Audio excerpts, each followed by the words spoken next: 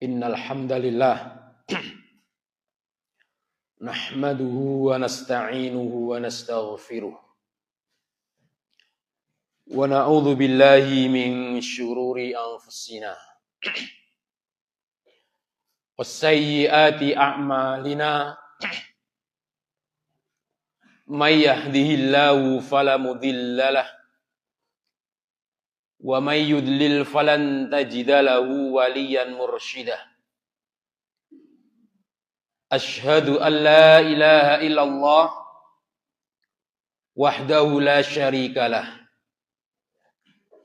wa asyhadu anna Muhammadan abduhu wa rasuluhu la nabiyya wa la rasula ba'dah.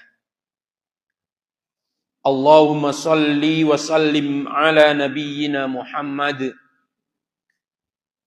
wa ala alihi wa ashabihi wa man tabi'ahum bil huda wa bil ihsan ila yaumil qiyamah. Rabbi shrah li sadri wa yassir li amri wahlul 'uqdatan min lisani yafqahu qawli, amma ba'd. Fa inna asdaqal hadithi kitabullah wa khairal hadyi hadyu Muhammadin sallallahu alaihi wasallam wa syarral umuri muhdatsatuha fa inna kulla muhdatsatin bid'ah wa kulla bid'atin dhalalah wa kulla dhalalatin finnar. Ma'asyiral muslimin, saudaraku kaum muslimin yang semoga senantiasa diberkahi dan dirahmati oleh Allah tabaraka wa ta'ala. Kita akan melanjutkan membaca Matan Jawami'il Akhbar, kumpulan hadis-hadis pilihan yang dikumpulkan oleh beliaunya Syekh Abdurrahman bin Nasir As-Sa'di. Dalam pertemuan yang telah lalu kita telah membaca hadis yang ke-15, pembahasan tentang anzilun nasa manazilahum, posisikan manusia yang mereka memiliki posisi ditetapkan oleh syariat keutamaannya untuk dihormati sesuai dengan posisi yang telah ditetapkan oleh Allah Subhanahu wa ta'ala. Dan dalam pertemuan yang semoga semua kita ditambahkan ilmu dan diberkahi oleh Allah Subhanahu wa ta'ala, kita akan melanjutkan membaca tentang hadis atau matan yang ke-16, yaitu dalam lanjutan dari hadis yang sebelumnya. Ini menceritakan tentang sabda Nabi Muhammad sallallahu alaihi wasallam. Qala Rasulullah sallallahu alaihi wasallam. Nabi pernah bersabda yang artinya man darrallahu bihi. Siapa yang mencelakai, membahayakan orang lain, darrallahu bihi, Allah akan membuat orang tersebut celaka. Allah akan membuat orang tersebut di dalam bahaya seperti yang telah dia buat. Wa man syaqallahu alaihi. Siapa yang menimpakan kesulitan kepada orang lain, syaqallahu alaihi. Begitu pula Allah akan menimpakan kesulitan kepada orang tersebut. Ini yang disabdakan oleh Rasulullah sallallahu alaihi wasallam. Riwayat ini disampaikan oleh beliaunya Imam At-Tirmidzi dan Ibnu Majah. Syekh As-Sa'di menjelaskan hadis ini. Hadal hadis dalla ala aslain min usulis syariah. Hadis ini menjelaskan di antara dua hal yang merupakan dasar. Di antara dua dasar tentang syariat yang ditetapkan berdasarkan dengan dalil. Yang pertama apa? Innal jazaa'a min jinsil amali. Sesungguhnya balasan yang akan diperoleh oleh seseorang itu sesuai dengan apa yang dia tanam. Sesuai dengan apa yang dia amalkan. Yang kedua adalah man'ud dharar wal mudharrah. Yang kedua, pembahasan tentang dilarangnya membahayakan orang lain atau membalas bahaya dengan bahaya yang serupa. Dan ini yang akan kita bahas pada malam hari ini. Semoga kita diberikan petunjuk sehingga kita nanti bisa mengamalkan apa yang disabdakan oleh Rasulullah Shallallahu Alaihi Wasallam. Pembahasan yang pertama termasuk aslain min usulis syariah. Yang pertama ahaduhuma annal jazaa'a min jinsil amali fil khairi awi fis syarr. Bahwasanya balasan akan diberikan oleh Allah Tabaraka wa Ta'ala itu sesuai dengan jenis perbuatan yang dilakukan oleh seorang hamba tersebut. Apakah itu perbuatan yang dilakukan berupa kebaikan, ataukah sebaliknya perbuatan yang dilakukan itu adalah berupa keburukan. Wa hadza min hikmatillahi allati yuhmadu 'alaiha. Ini termasuk hikmah dari Allah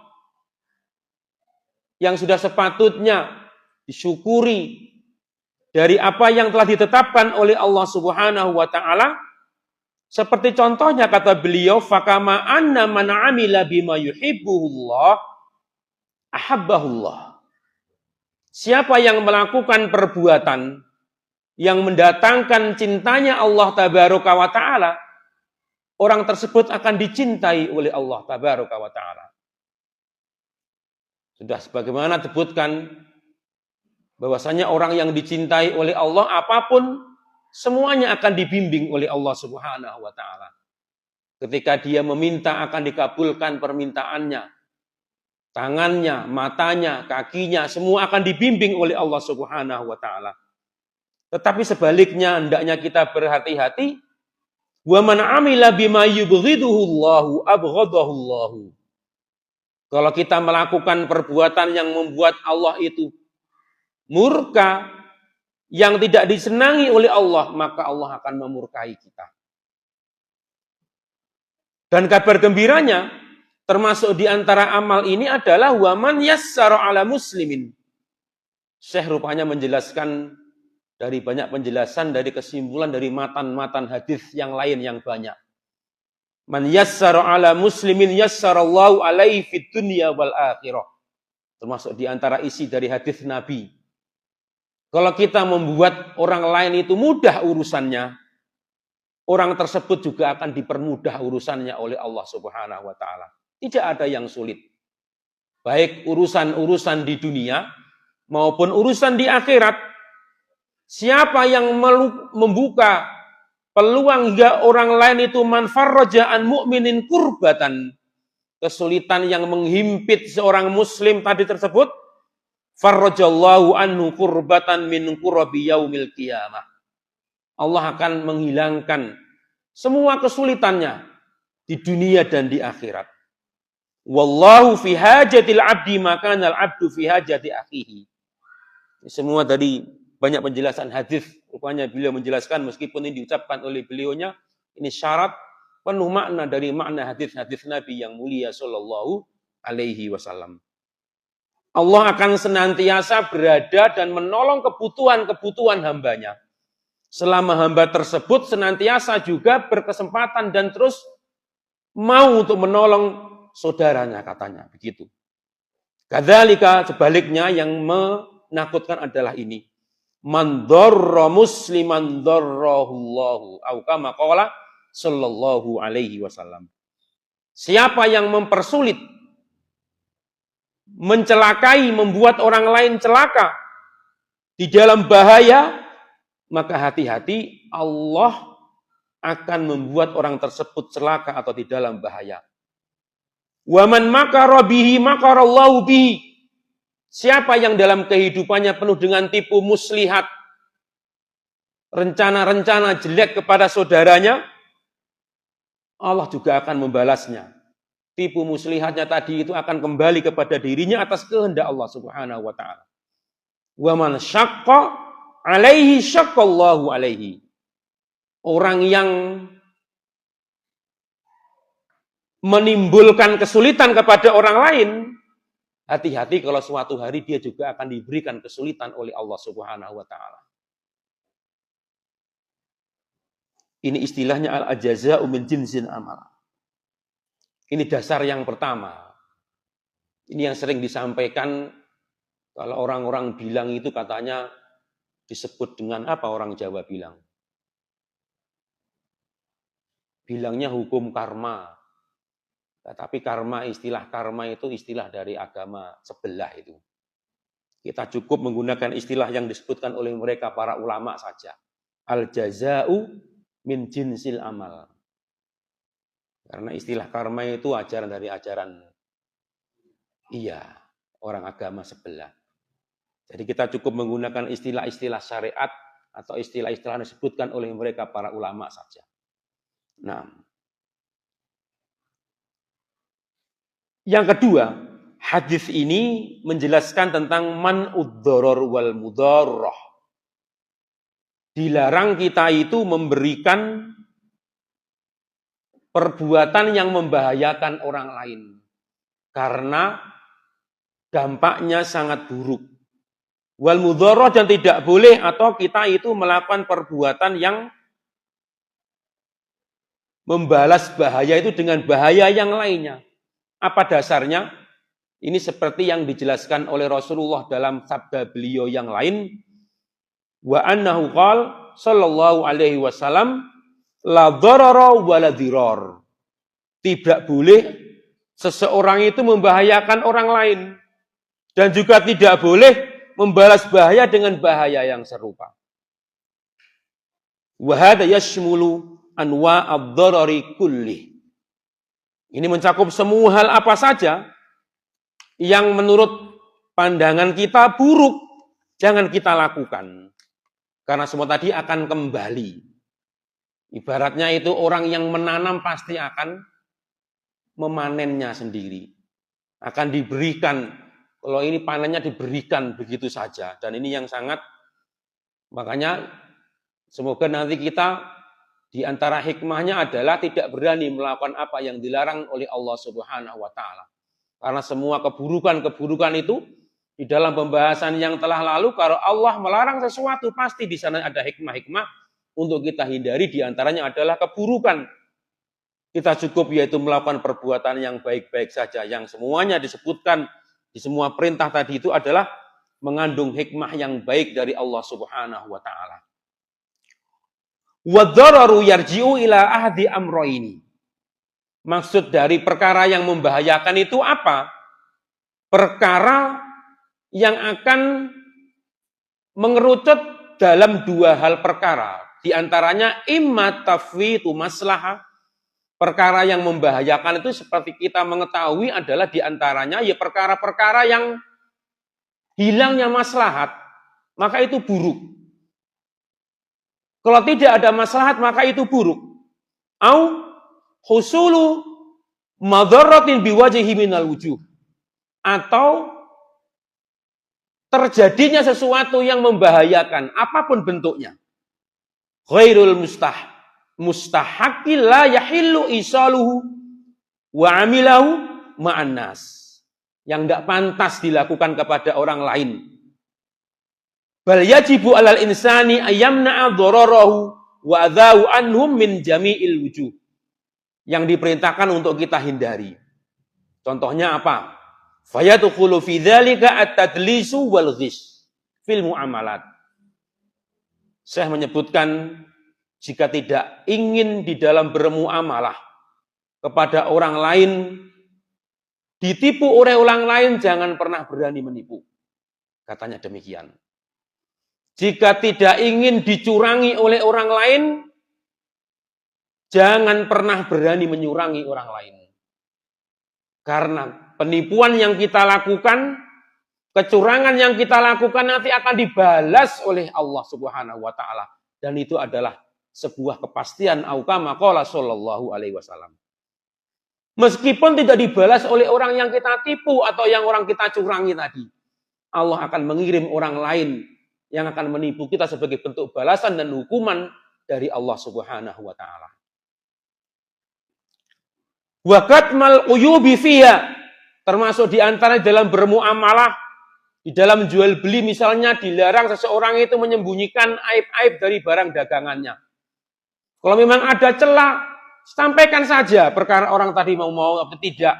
Semua telah ditetapkan oleh Allah Subhanahu wa taala. Demikian. Wal makaru wal khida'u wan najas. Termasuk semua tipu muslihat. Tipu muslihat yang jelek-jelek, penipuan. Termasuk wal bai' ala bai'il muslimi wasyira' ala syira'ihi. Termasuk orang yang menawar di atas tawaran orang lain, bahkan dibahas. Semuanya ini adalah syarat dengan ilmu yang disebutkan dalam fikih jual beli. Wa mithluhu al-ijarat, kata beliaunya Syekh. Termasuk sampai perkara sewa, menyewa, wa jami'ul muamalat, semuanya. Dalam urusan hubungan kepada manusia. Wal khitbah ala khitbati akhihi. Beliau menyebutkan sampai hatta, mengapa Allah itu melarang seseorang tidak boleh meminang di atas minangan saudaranya? Karena ujungnya akan membuat sakit hati. Begitu kata beliau. Fakulu hadza minal mudharrah,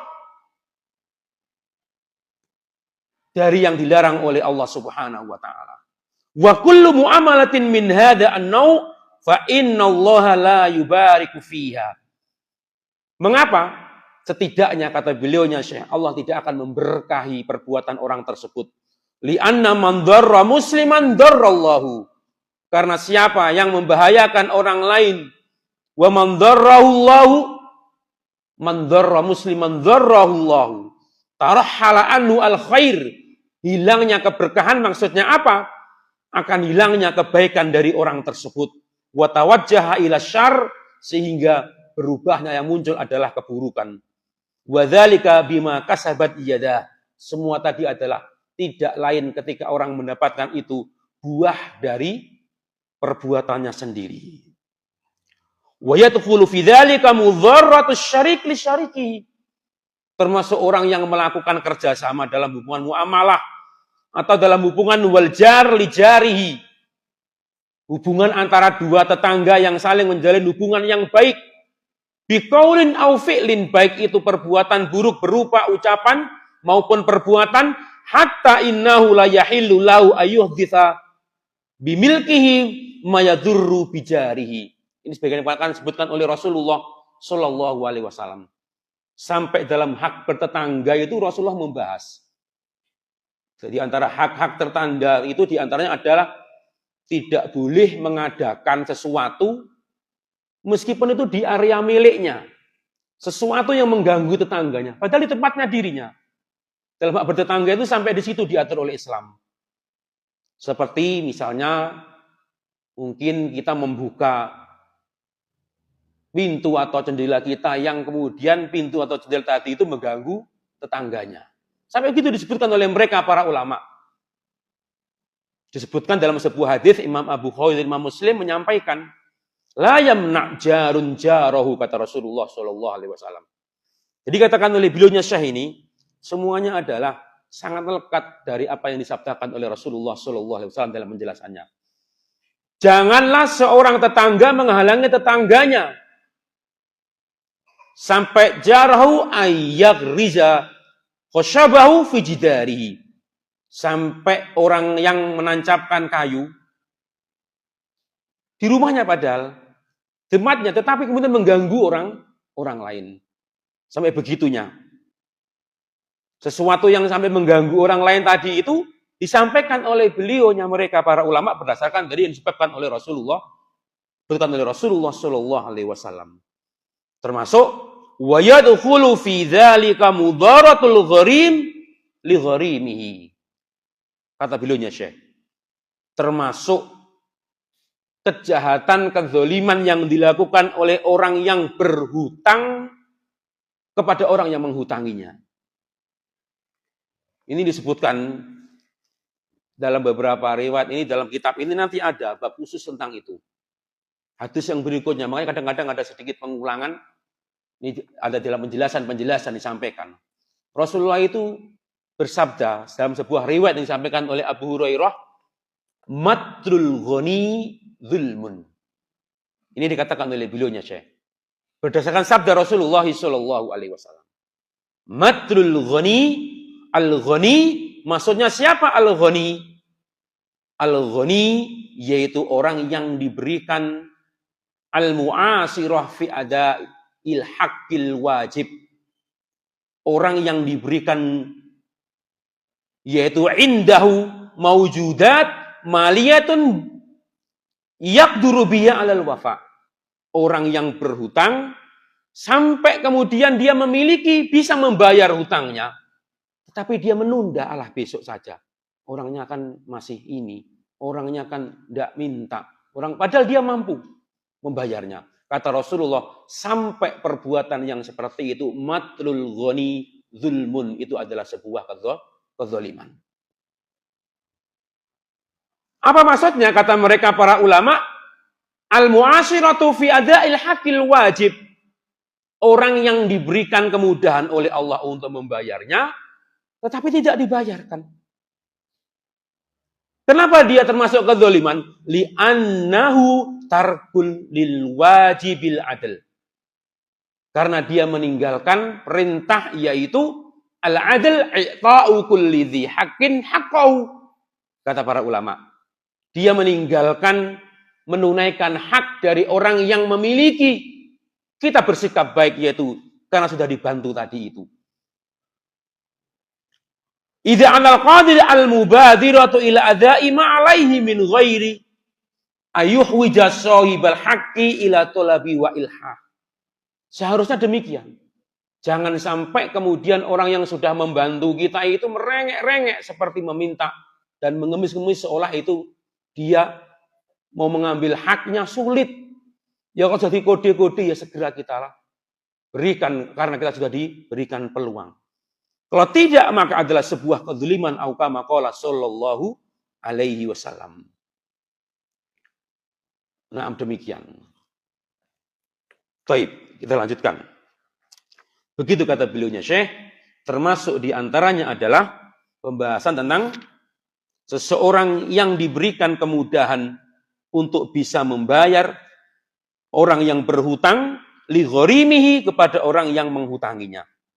Wa sa'yuhu fil muamalati allati tadurru bi gharimihi. Sampai dia melakukan sesuatu yang tidak menyenangkan. Maka hati-hati kalau kemudian kita semakin terpuruk.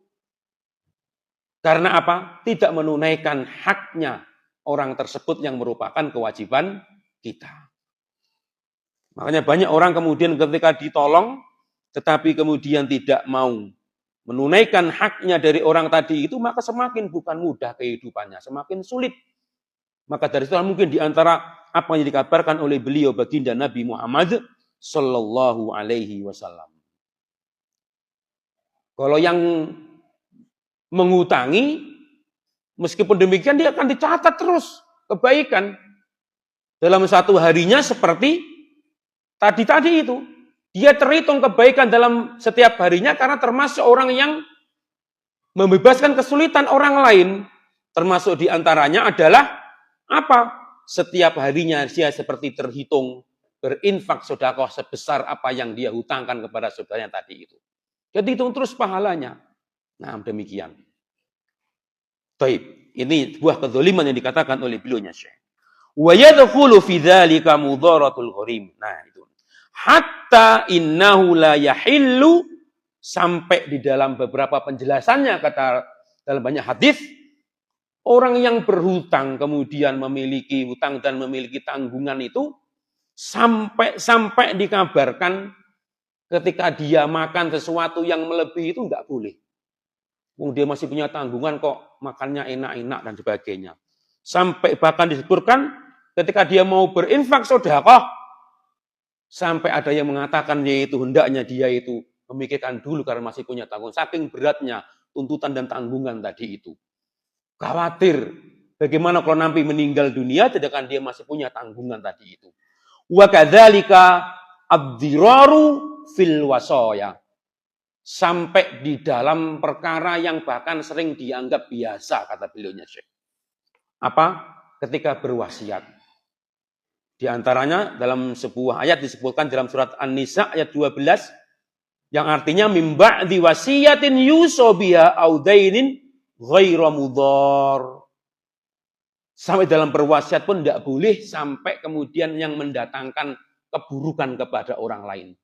Beliau menjelaskan dalam tafsirnya di antaranya bi ayakhussu ahada warathatihi bi aktsar mimma lahu aw yanqusul warith. Dia harusnya berwasiat melakukan dengan sesuatu kebaikan tetapi dia mengurangi dan kemudian tujuannya supaya dia mendapatkan sesuatu yang buruk biqasdil idrar. Ini kalau ada niat-niat yang buruk sampai itu ada di dalam hati, Allah mengetahuinya. Wa kadzalika la yahillu idraru zawj bi zaujatihi min wujuhin katsirah. Termasuk dalam urusan hubungan suami istri. Yang masing-masing pasangan memiliki niat buruk di dalam untuk mendatangkan bahaya kepada pasangannya, kata beliaunya Syekh. Imma ayya'dulaha dzulman. Misalnya seorang suami yang berniat mengurangi jatah yang akan diberikan kepada istrinya karena sebuah kezaliman. Dengan niat-niat yang buruk. Ini disebutkan juga sampai kemudian orang-orang yang memiliki lebih dari satu istri kemudian au yamila ila ihda zaujati, di antara dua zaujatai yang kemudian dengan maksud-maksud yang jelek, semuanya Allah ketahui, kata beliaunya Syekh. Wa min dzalika al-haifu fil ahkam. Ini nasihat untuk kepada para orang-orang yang diberikan amanah. Al-haif fa innad din an-nasihah. Karena agama itu nasihat. Ini maksudnya bukan mencela pemimpin, tetapi memang nasihat itu kadang ya ad-dinu lillah. Liman ya Rasulullah? Lillahi wa li rasulihi wa li a'immatil muslimina wa ammatihim. Kepada orang-orang yang diberikan amanah, jangan sewenang-wenang terhadap hukum yang diterapkan. Wal qismah wa min ghairiha ala hadis syakhsaini li naf'il akhar. Misalkan para hakim yang memberikan keputusan. Orang memiliki kekuasaan yang memiliki hak memutuskan. Kemudian memutuskan memenangkan salah satunya karena sebuah kezaliman demi untuk memenangkan yang satunya karena zalim. Fa kullu hadza dzakhilun fil mudharrah, kata beliaunya Syekh. Semuanya ini termasuk dari perkara-perkara yang disebut yaitu membahayakan orang lain. Wa fa'iluhu mustahiqun lil uqubah. Hati-hati kemudian kalaupun kita tidak mendapatkan balasan itu dari orang tersebut, Allah yang akan membalasnya. Wa ayyudharallahu bihi wa asyaddu min dzalik. Termasuk diantaranya adalah al-waqi'atu fin nasi indal wulati wal umara liyughriyahum biuqubatihi au akhadha malahu. Yang zalim kadang-kadang yang kemudian mengambil harta yang bukan haknya, au mana'ahu min haqqin huwalah, atau mencegah, menghalang-halangi orang yang seharusnya mendapatkan hak tersebut demi sebuah satu tujuan-tujuan tertentu yang di situ ada unsur-unsur kezaliman. Fa inna man amila hadza al-amal fa innahu baghin falyatawaqqa al-uqubah al-ajilah wal ajilah. Hati-hati demikian. Jadi intinya al-jaza'u min jinsil amal. Semua yang kita lakukan tadi itu pasti dan kemudian akan mendapatkan yaitu balasannya dari Allah Subhanahu wa taala. Semuanya. Kalau orang tersebut tidak membalasnya, hati-hati kalau Allah kemudian yang langsung yaitu turun memberikan hukuman kepada orang tersebut. Termasuk diantaranya wa min hadza as-sukhriyati bil khalqi wal istihza'u bihim. Termasuk hatta perkara yang misalnya mengejek, merendahkan, mengolok-ngolok orang lain yang membuat mereka sakit hati. Wal waqi'atu fi aradihim. Mereka terjatuh merendahkan kehormatan orang-orang tersebut. Fakullu dakhilun fil mudharati wal musyaqati al mujibu lil uqubah. Kata beliaunya Syekh. Termasuk sampai kalau kita mengolok-ngolok orang lain, mungkin suatu saat Allah akan mendatangkan orang lain yang mengolok-ngolok kita. Meskipun bukan orang itu, orangnya sabar yang diolok-olok tadi itu. Tapi ingat, Allah tidak tidur dan mencatat perbuatan kita. Man darrallahu bihi. Allah akan berikannya. Diberikan mungkin lewat jalur tangan orang lain. Mungkin lewat jalur kedoliman orang lain. Mungkin lewat jalur dari perbuatan orang-orang zalim yang melakukan kezolimannya. Padahal itu hakikatnya adalah hukuman yang diberikan oleh Allah kepada satu balasan tertentu. Apalagi yang diolok-olok ini adalah orang muslim. Saudara muslim kita. Ilmu yang seperti ini disampaikan oleh mereka para ulama. Ada kisah ya, cuman mengejek saja ya Pak ya. Ini kisah disampaikan, saya kutipkan dari apa yang disampaikan oleh Ibnu Rajab Al-Hambali. Ini dalam Majmu' Rasail Ibnu Rajab. Dia menceritakan kisah tentang Ibnu Sirin. Siapa Ibnu Sirin?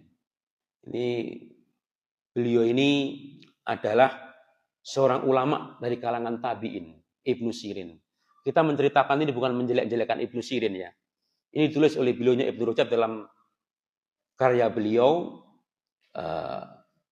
Ketika Ibnu Sirin itu pernah terlilit hutang. Sampai kasus hutangnya itu sampai membuat beliau itu dipenjara, ditangkap dalam urusan tadi itu. Apa kata beliau? Qala.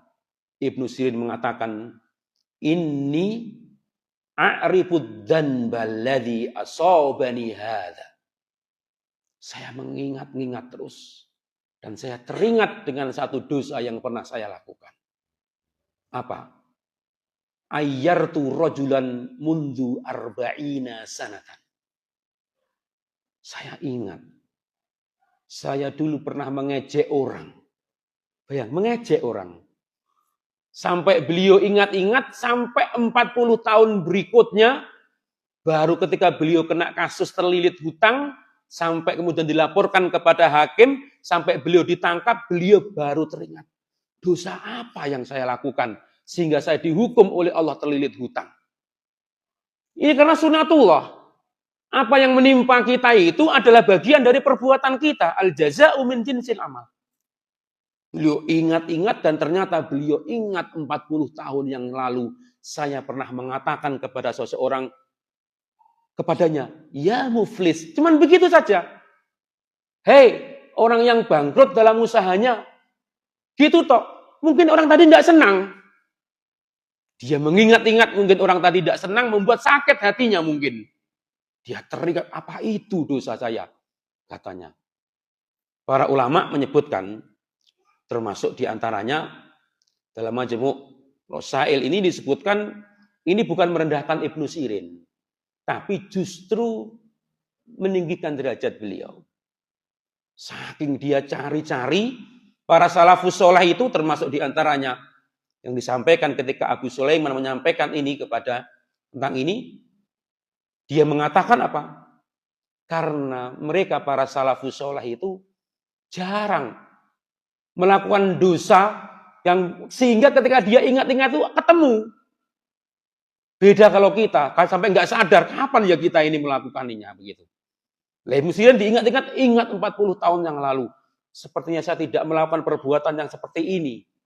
Juga tidak pernah berhutang yang kemudian ketika saya kesulitan dan sebagainya tidak memberikan haknya kepada orang yang saya hutangi. Juga tidak. Dia ingat ternyata mungkin apa dosa ketika saya mengatakan kepada orang, wahai orang yang bangkrut, ya muflis. Apa mungkin orangnya nggak senang, kemudian sakit hatinya, sehingga Allah membuat saya juga terkena kasus ini, katanya beliau begitu. Ini jadi memang ilmu yang seperti ini diilmui oleh mereka para ulama. Jadi mereka berbuah amal.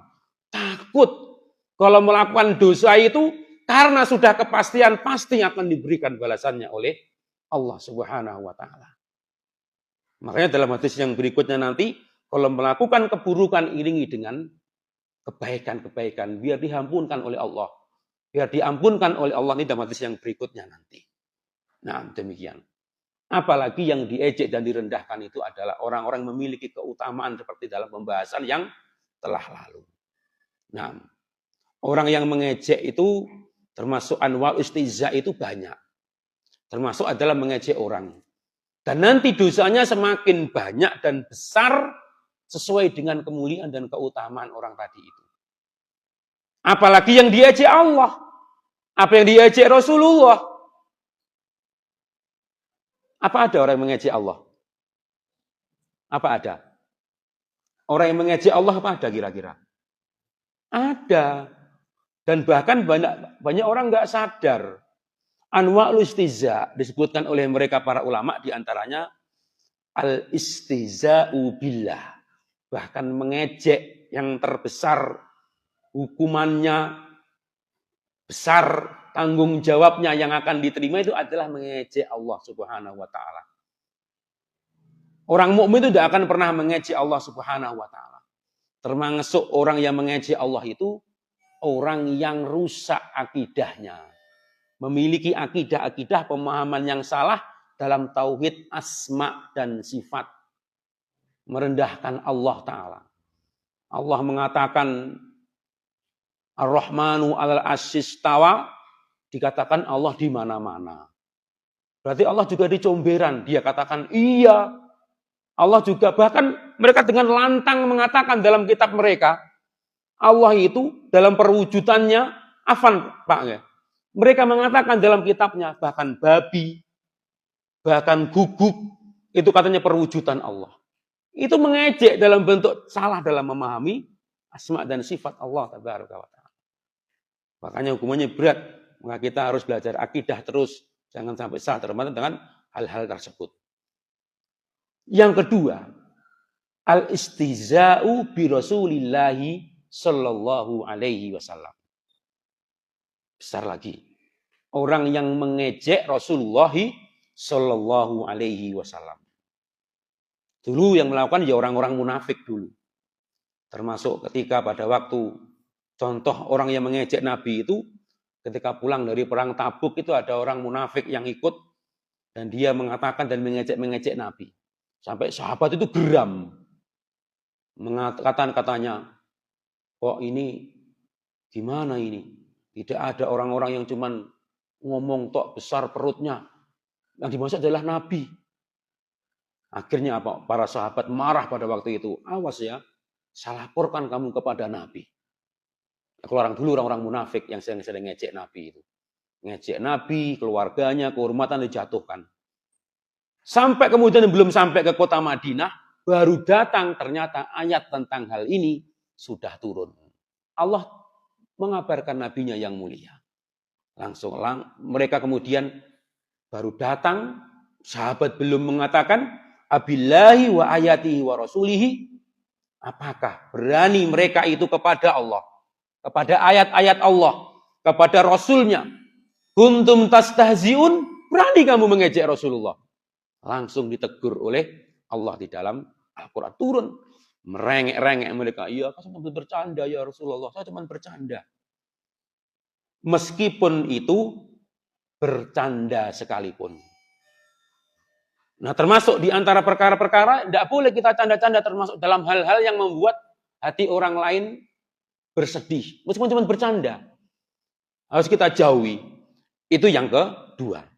Yang ketiga, Istihza'u bisya'airid. Orang yang suka mengolok-ngolok dengan syiar-syiar agama. Meskipun bercanda jangan. Wah, ronomu rone adikmu yewi. Kok cuwingkrang men nih.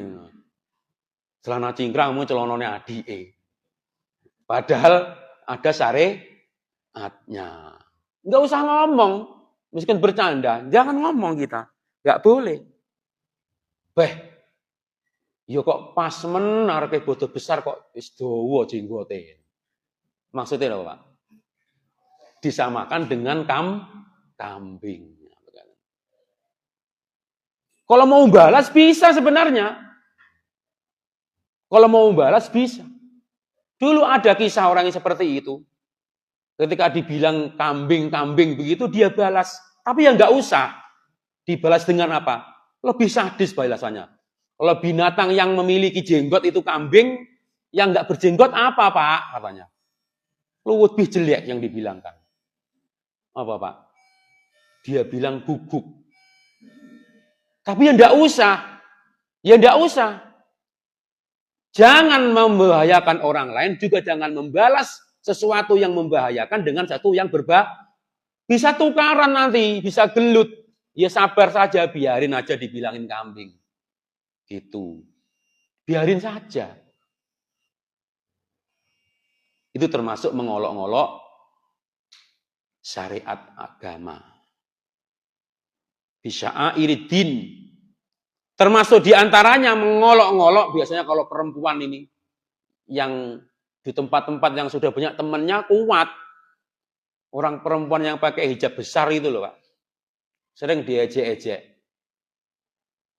Apalagi yang mereka itu minoritas, yang di kampung itu cuma dia tok mungkin yang pakai cadar atau jilbab besar. Yang lainnya bahkan enggak jilbaban begitu. Itu ya beban mentalnya besar sekali. Sakit mungkin hatinya. Menteror mentalnya tadi itu. Nah, itu apalagi yang seperti itu. Yang berbau agama. Nah, termasuk orang tadi itu sukhriyatu bimadhahiri tadayyun. Orang yang menampakkan syiar-syiar agama tadi itu. Termasuk orang yang pakai tadi itu. Ini tandanya Isya loh, Pak. Kok bunyi terus? Isya. Oh ini. Ya Allah, kena buku ini, Pak. Dan termasuk adalah yang diejek al-istihza'u bil mu'minina. Selain syiarnya, yang direndahkan orangnya. Walah, ini toh yang katanya pemegang pintu surga. Diomongin kebenaran kok dituduh macam-macam. Katanya pemegang pintu surga, kalau ndak dia ndak masuk surga. Sing bilang itu loh siapa? Wong kita juga nggak tahu masuk surga apa ndak. Kita hanya menyampaikan apa yang disampaikan dalam dalil, gitu Pak. Kita tidak pernah mengatakan pemegang pintu surga. Penghalang-penghalang, diantaranya orang itu nanti tidak bisa masuk surga karena amalnya adalah kesyirikan misalnya. Ya memang kesyirikan itu pembatal amalan. Begitu syariat menjelaskan berdasarkan dalil. Akhirnya diejek-ejek orangnya, mentalnya yang diteror. Makanya kata Rasulullah, sayati ala nasi zamanun as-sabiru ala dinihi kal qabid alal jamar. Sulit, berat diteror. Selain ajarannya yang diteror orangnya. Nah, demikian. Itu yang disebutkan oleh mereka para ulama. Sampai kemudian yang diteror itu orang-orang mukmin itu wal iyadzubillah, tidak hanya kita, sampai sahabat Nabi pun al-istihza'u bi ashabin Nabi. Orang-orang yang seperti orang-orang Rafidhah itu, kenapa? Saking bencinya mereka dengan mereka, termasuk diantaranya cikal bakalnya pertama kali ketika Khalifah Umar bin Khattab menguasai Al-Qadisiyah pada tahun 14 Hijriyah. Bencinya bukan main dia sampai sekarang. Yang diejek-ejek akhirnya figurnya yang dijatuhkan. Sahabat Nabi, jangankan kita siapa? Sahabat Nabi saja dijelek-jelek dan dijatuhkan kehormatannya oleh mereka-mereka ini, orang-orang yang menjatuhkannya. Nah, akhirnya beranjak kepada orang yang berikutnya. Karena asyaddun nasi bala'an al-anbiya, tsummal amsal fal amsal. Ini sahabat. Kemudian siapa? Orang yang mengikuti sahabat. Yakni tabi'in, tabi'ut tabi'in, sampai as-suhriyatu bi ulama'il ummah. Ulama-ulama itu dijatuhkan, direndahkan. Mau di kalangan para pelajar itu, apalagi yang berbau-bau liberal gitu, kedobitannya, keadilannya, dan kemampuan Imam Bukhari dalam meriwayatkan hadis itu loh Pak, sekarang itu dikritisi. Tidak percaya panjenengan. Enteng aja dia ngomong Imam Bukhari ini siapa? Kok tiba-tiba menjadi muncul orang yang mutafak? Nah, ini perlu kita kaji ulang. Mereka mungkin membongkar sebuah mutafakun alaih yang menjadi kesepakatan kaum muslimin dari kaumnya. Maka tidak heran orang-orang seperti muncul. Imam Bukhari direndahkan. Imam begitu. Tujuannya apa? Dia ini ingin memutus mata rantai ilmu tadi itu dari sumbernya. Sahabat dijelekkan. Para tabi'in dijelekkan. Sampai Imam Bukhari dijelek-jelekkan, dibahas. Dan anehnya setelah menjelek-jelekkan Imam Bukhari, mereka kemudian menawarkan tokoh lain. Siapa ini? Ternyata yang ditokohkan adalah tokoh-tokoh dari kalangan orang-orang batiniyahnya Syiah. Nah, begitu. Memang, dan tidak semua orang kemudian tahu tentang hal ini. Dicekoi di dalam berbasis pendidikan yang berbau Islam, tapi konsepnya liberal. Tidak hanya begitu, ulamanya. Kemudian ke bawah, yaitu biman yad'una ilal khair. Siapa saja, semua yang mengajak kebaikan kemudian direndahkan. Sampai kaum mukminin secara umum dijelek-jelekkan. Nah, fatalnya kemudian umat Islam yang tidak ngerti itu ikut bahasa mereka. Jelek-jelekkan. Oh, inilah pemegang pintu surga itu. Akhirnya ikut-ikutan. Oh, ini toh. Siapa katanya? Biasanya muncul Wahabi itu begitu. Nah, muncul di tengah-tengah kaum muslimin yang direndahkan, kaum muslimin yang lainnya justru yang diejek-ejek orang yang berusaha teguh di atas maqala Allah wa qala Rasulullah sallallahu alaihi wasallam. Taib. Termasuk istihza. Istihza'u dan secara umum membuat bersedihnya seseorang dalam hal ini, termasuk diantaranya ada sering yang dianggap biasa, termasuk mandorra darrallahu bihi, itu termasuk adalah apa? Tarwi'ul muslim. Termasuk perkara yang dikatakan oleh Rasulullah dalam hadis ada itu, wa naha Rasulullah sallallahu alaihi wasallam an tarwi'il muslim. Menakut-nakuti seorang muslim, Pak. Hanya menakut-nakuti seorang muslim aja tidak boleh Rasulullah itu. Jadi kita memunculkan kalimat yang terbaik. Ada begitu hadisnya dijelaskan oleh Rasulullah. Seorang muslim itu membuat tidak nyaman itu tidak boleh oleh Rasulullah itu. Rasulullah melawangnya. Termasuk yang bahasanya yang lain itu mungkin ngeprank. Sehingga sampai pucat cangkel ini takut-takutnya. Padahal cuman bercanda. Walau ala wajihil mazah. Meskipun cuman bercanda, kata beliaunya Syekh As-Sa'di. Yang dikatakan beliaunya bukan tidak berdasar. Rasulullah bersabda melarang untuk antarwi'il muslim. Rasulullah melarang menakut-nakuti orang mukmin itu. Jadi intinya semua perbuatan yang tidak nyaman intinya itu mandorro dorrallahu bihi.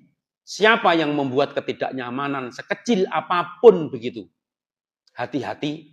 Kalau nanti Allah juga menimpakan ketidaknyamanan juga seperti yang pernah dia timpakan kepada saudara muslimnya. Al-jaza'u min jinsil amal. Allah Ta'ala a'lam bishawab. Satu hadis begitu dijelaskan oleh beliaunya Syekh. Menginjak hadis yang berikutnya. Pekan depan saja. Nggih, pekan depan saja. InsyaAllah Ta'ala. Maka dari situ hadis yang berikutnya ini beliau menyampaikan kalau kita ini melakukan keburukan iringi dengan kebaikan-kebaikan. Semoga Allah mengampuni, semoga Allah tidak menghukum kita. Nah, demikian. Boleh tanya. Okay. Kalau dulu sebelum ngaji saya pernah istilahnya bermusuhan sama orang, pernah istilahnya setengah menzolimi lah. Saya nggak tahu sekarang dia ribanya di mana, masih hidup atau enggak. Itu gimana cara dia dosa-dosa saya diampuni ke beliaunya? Ya, dosa itu kalau kepada Allah mungkin cukup bertobat dan memperbaiki. Kalau kepada orang lain itu, kalau ada ya minta maaf. Kalau tidak ada, sudah masih hidup apa enggak tahu. Mudah-mudahan ini dalam bab yang berikutnya ini, kebaikan kita setelah berubah tadi, Rasulullah menyebutkan wattabi'is sayyi'ah al-hasanah. Setelah buruk kita melakukan kebaikan, apa kata Rasulullah? Tamhahuha. Tamhuha afan. Wattabi'i as-sayyi'atal hasanata tamhuha. Insya Allah mudah-mudahan kebaikan, karena kita nggak tahu di mana orangnya. Setelah kita juga mentobatinya, beristighfar kepada Allah, semoga kebaikan kita berikutnya adalah menjadi penghapus-penghapusnya. Ya begitu saja. Gimana mau nggak tahu rumahnya? Kalau tahu, ya kalau dosa kepada makhluk itu diantaranya minta maaf. Perkara dimaafkan atau tidak, sebenarnya itu langkahnya. Kezaliman. Allahu ta'ala alam. Demikian. Mudah-mudahan. Terkait dengan membuat sekarang itu kan kita itu kan membuat orang lain nggak nyaman. Iya. Tapi sebenarnya mereka yang salah. Iya. Oke. Apakah terkait dengan terkena belenggu itu maksudnya kan? Ada hadis lain. Rasulullah mengatakan iyyakum wal hasada. Fa inna hasad akdzabul hadis. Kalau yang berpenyakit hatinya orang lain, yang introspeksi diri ya orang lain. Ini untuk memang Islam itu mengajarkan iya tidak orang lain tetapi kita. Ini posisi kita. Nah, dalam posisi yang lain jadi orang ya jago ngersulonan begitu. Gapak tersinggungan. Begitu dalam hadis yang lain jangan mudah berprasangka atau iyyakum wadzon dan sebagainya. Banyak hadis yang lain yang menjelaskan. Kita sudah baik, kita sudah bagus. Tetapi kalau figur orang yang suka hasad, gimana lagi sebaiknya? Nabi, siapalah kita? Nabi yang terbaik saja di perbuatan selalu disalahkan dan sebagainya. Allah Ta'ala, mungkin itu Mbak Fauzi. Nanti ada hadis yang lain. Bahwa jadi orang itu, meskipun tadi itu jadi tetangga, jangan mudah menyinggung orang lain. Nanti kalau kita jadi tetangga, ya wes mudah kan enggak apa-apa, wes ngene enggak apa-apa. Begitu aja. Kalau tadi dicontohkan pintu yang menghadangi pintu orang lain itu enggak boleh bagi orang yang membuka pintu, bagi yang terhalangi, mboten napa-napa, Pak, ngoten mawon. Bukan menjadi orang yang menuntut hak. Karena apa? Kalau nanti saling menuntut hak, akhirnya yang terjadi apa? Bubrah. Nah, begitu. Jadi termasuk kebaikan Islam itu i'ta'u kulli dzi haqqin haqqahu, kata Syekh Utsaimin dalam Hukukun Da'at Ilahi Al-Fitrah wa Qararatha Asy-Syariah. Beliau menyampaikan di antara bagusnya Islam itu kalau bisa menjalankan i'ta'u kulli dzi haqqin haqqahu. Nasihat hari ini untuk mereka yang suka menghalangi orang. Nah, nasihat untuk orang yang terhalangi, jangan mudah tersinggung, jangan mudah merasa dihalangi, jangan mudah suudzon kepada orang lain. Wah, mungkin tadi bukan tidak menghalangi, maksudnya mungkin karena nggak ada orang yang membuka pintunya, mungkin regonnya dibuka, terus dia ngundurkan mobilnya, terus menghalangi panjenengan, karena nggak ada yang membantu. Kita husnudzon aja, begitu. Barangkali demikian.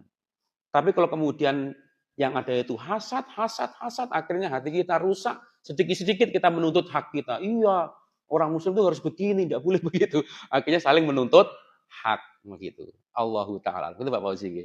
Iya. Nanti ada hadis lain pembahasannya. Baik. Allahu Ta'ala. Mudah-mudahan bermanfaat. Yang sedikit ini, monggo dipenutupkan di doa kafaratul majelis. Subhanakallahumma wa bihamdika asyhadu an la ilaha illa anta astaghfiruka wa atubu ilaik. Assalamualaikum warahmatullahi wabarakatuh.